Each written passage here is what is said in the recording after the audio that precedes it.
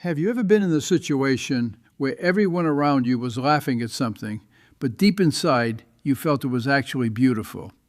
Well, that's exactly what happened in my courtroom one morning in 2026. And by the end of it, the laughter turned into something much more powerful.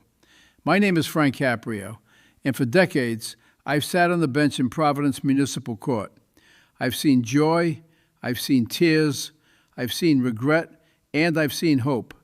But this case with a 92-year-old gentleman named Mr. Elias Thompson, it reminded me why I do what I do every single day. It started like any other day. The courtroom was packed, people waiting for their turns, some checking their watches, others scrolling on phones. The court called the next case, Elias Thompson, failure to stop at a red light, a routine traffic violation, nothing out of the ordinary. Then he walked in, slowly, with a cane in one hand and a small envelope in the other, probably his ticket and some ID. At 92, every step takes effort, but he carried himself with quiet pride. No complaints, no excuses ready on his lips.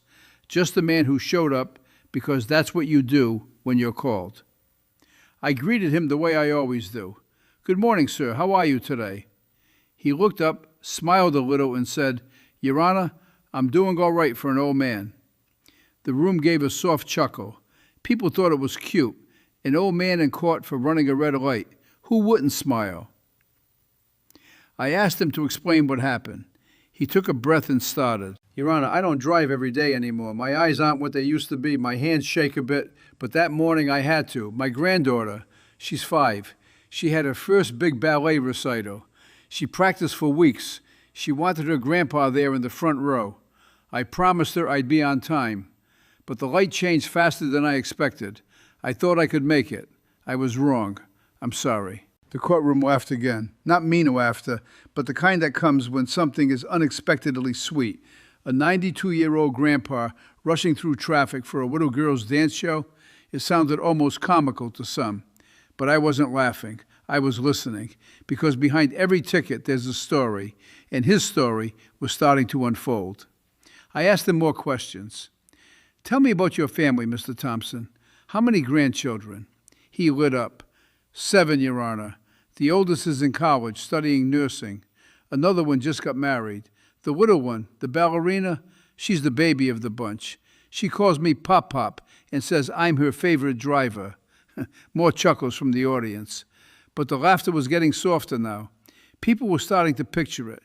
An elderly man, independent, still behind the wheel because his family needs him. Have you ever stopped to think what it means to be needed at 92? Most people that age are retired, resting, maybe in a home. But not Mr. Thompson. He was still the one they called when the car needed to be driven, when a child needed to get somewhere special.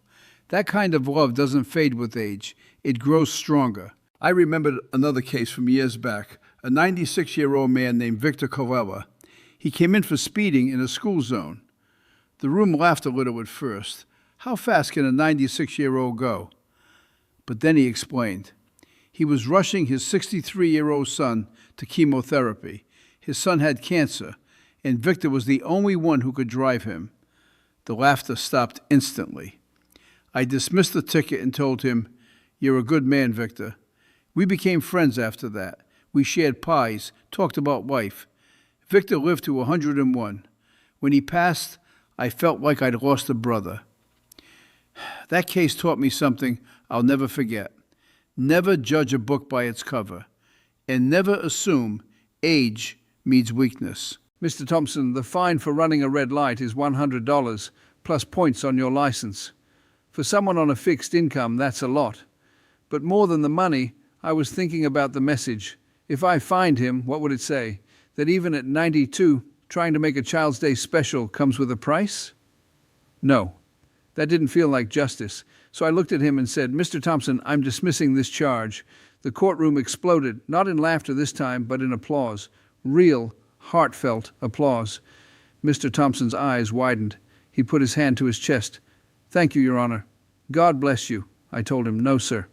Thank you for reminding all of us what family really means." But the story didn't end there.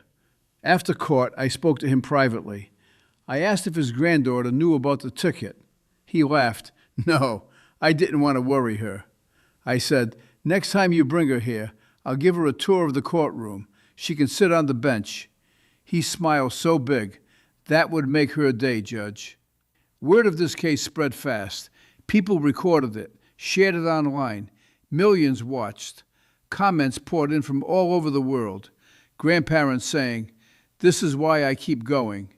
Young people saying, "I need to call my grandpa more." Even police officers messaged me saying it reminded them why they serve. This wasn't just one case. It connected to so many others I've handled, like the 90-year-old woman who parked illegally because she was visiting her husband in the hospital after 65 years of marriage. The room chuckled at her story until she said, "He's all I have left." Then silence. See, I dismissed it. Or the veteran who got his first ticket after 84 years of perfect driving. He joked about it, but his humility touched everyone. In 2026, the world feels faster, colder sometimes. Technology connects us, but it can also isolate us. Elders get forgotten, but cases like Mr. Thompson's remind us our seniors are treasures. They carry history, wisdom, love, thoughtful. We owe them respect, patience, kindness. Let me share a few lessons I've learned from the bench over the years. First, always listen, really listen, not just to the words, but to the heart behind them. Second, family is everything. At the end of life, what matters isn't how much money you made or how famous you were.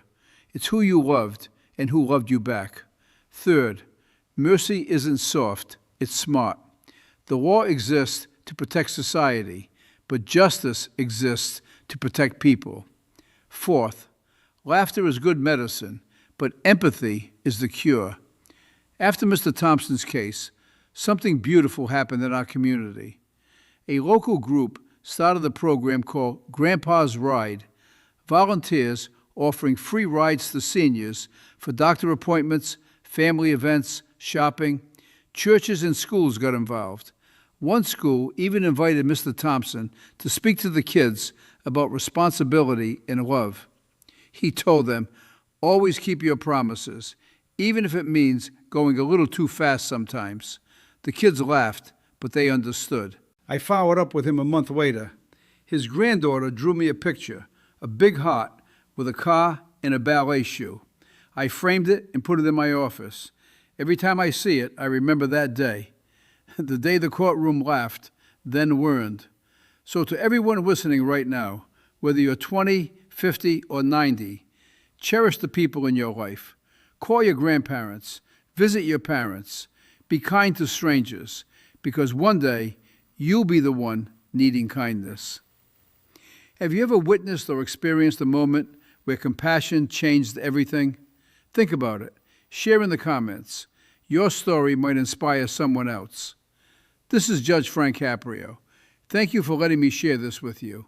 Drive safely, love deeply, and remember, sometimes the greatest verdicts aren't written in law books. They're written in hearts.